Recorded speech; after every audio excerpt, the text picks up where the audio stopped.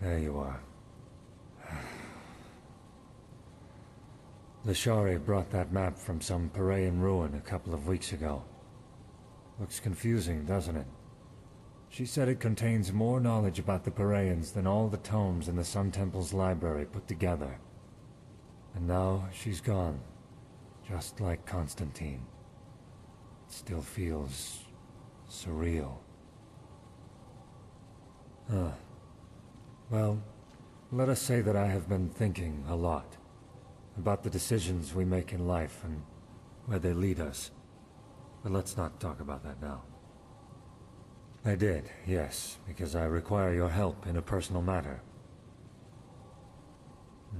Hard to explain. Come. Fair enough. Where do I start? Imagine the following scenario. You're in an old fortress. Suddenly a door opens and a bandit charges in. Before you even realize what is happening, he raises his bow, nocks an arrow, and fires it straight at your throat. What happens next?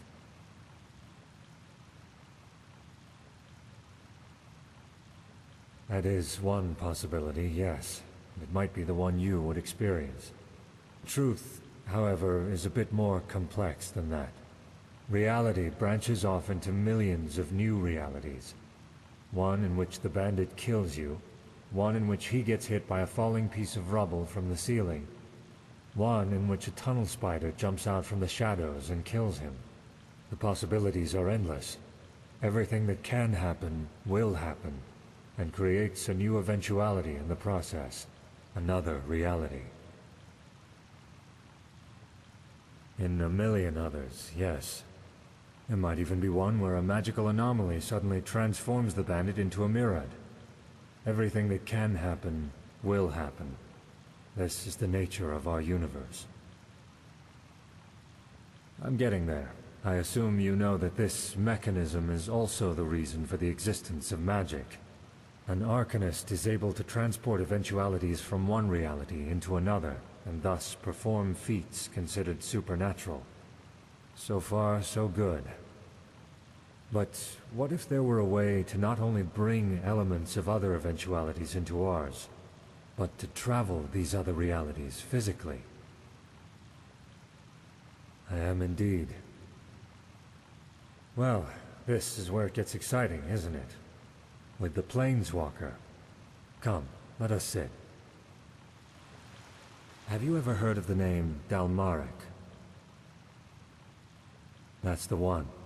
What hardly anyone knows, however, is that Dalmaric's experiments reached far beyond the Sunwheel. Among other things, he worked on a device called the Planeswalker, a combination of Enderalian mentalism and Parayan technology. Temporarily, yes. Sadly, Dalmaric never had the chance to finish it, since he was too busy blowing up Thalgard. Lashari? No.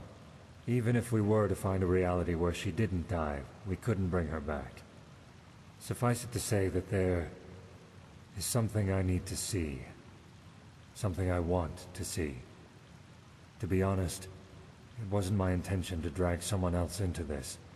But there's no other choice, so here we are.